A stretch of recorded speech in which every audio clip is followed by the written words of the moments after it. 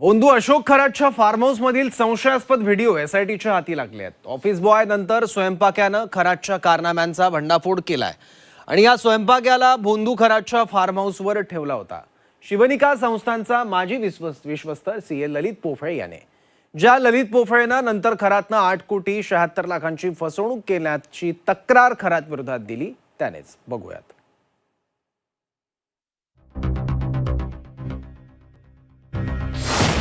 बोंधू Ashok खरातच्या form house मधील video एसआयटीच्या हाती। स्वयंपाक्याने केला खरातचा भांडाफोड। सीए पोफळेनेच रचला होता भांडाफोडीचा मास्टर प्लॅन।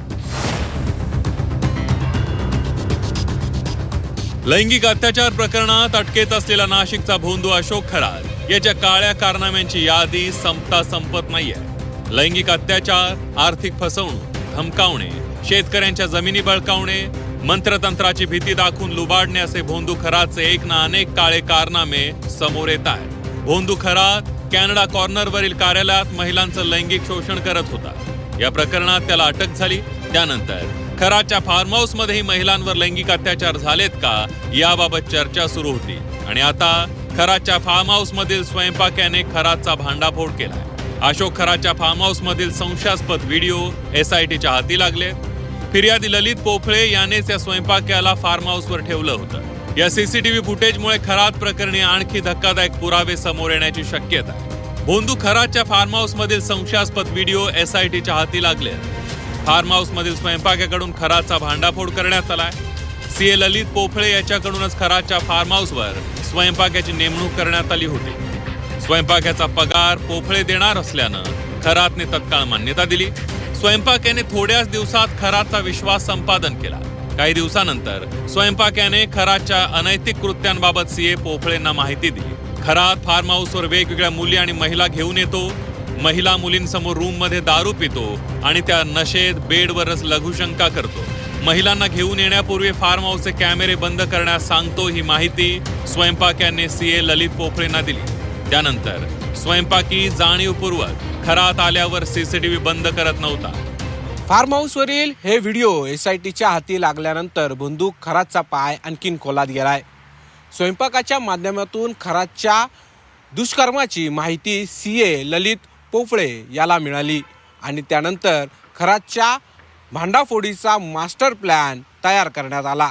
सीए ललित पोफळे, राजेंद्र जासूद, दिनेश परब यांनी हा मेगा प्लॅन तयार केला। स्वयंपाक्याकडून खरातची काळी कृत्य सीए ललित पोफळेला कळाली। त्यानंतर खरातची अनैतिक कृत्य उघड करण्यासंदर्भात हालचाली सुरू झाल्या। सीए ललित पोफळेच्या मुंबईतल्या घरी अनेक बैठका झाल्या। या बैठकीला राजेंद्र जासूद आणि दिनेश परबही उपस्थित होते। ऑफिस बॉयने खरातच्या ऑफिसमध्ये स्पाय कॅमेरा लावल्याची माहिती यावेळी परबने पोफळेंना दिली।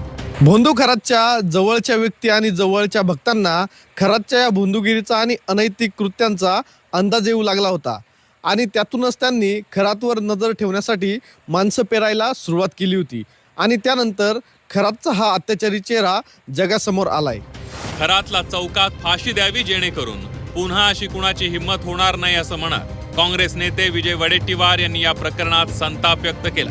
खरं तर कायद्याच्या पेक्षा हे सगळे पुरावे बघता चौकामध्ये नेऊन प्रत्येक त्यांना फटके दिले पाहिजेत आणि खुलेआम सर्वांच्या पुढे अशा प्रवृत्तीला फाशी दिली पाहिजे की पुन्हा कोणाची हिंमत होणार नाही।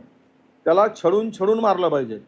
अशा बोंधुगिरीला कुठेही स्थान देता कामा नये। बोंधू खरातला जेव्हा अटक झाली तेव्हा खरात त्याच्या कार्यालयात महिलांवर अत्याचार करत असल्याचं समोर आलं होतं। तेव्हाच त्याचं मिरगाव मधील फार्म हाऊसही संशयाच्या भोवऱ्यात सापडलं होतं आणि आता त्या फार्म हाऊसवरचे व्हिडिओ देखील आता एसआयटीच्या हाती लागले। त्यामुळे खरातच्या काळ्या कृत्यांमध्ये आणखी भर पडली आहे। सागर गायकवाड, झी 24 तास, नाशिक।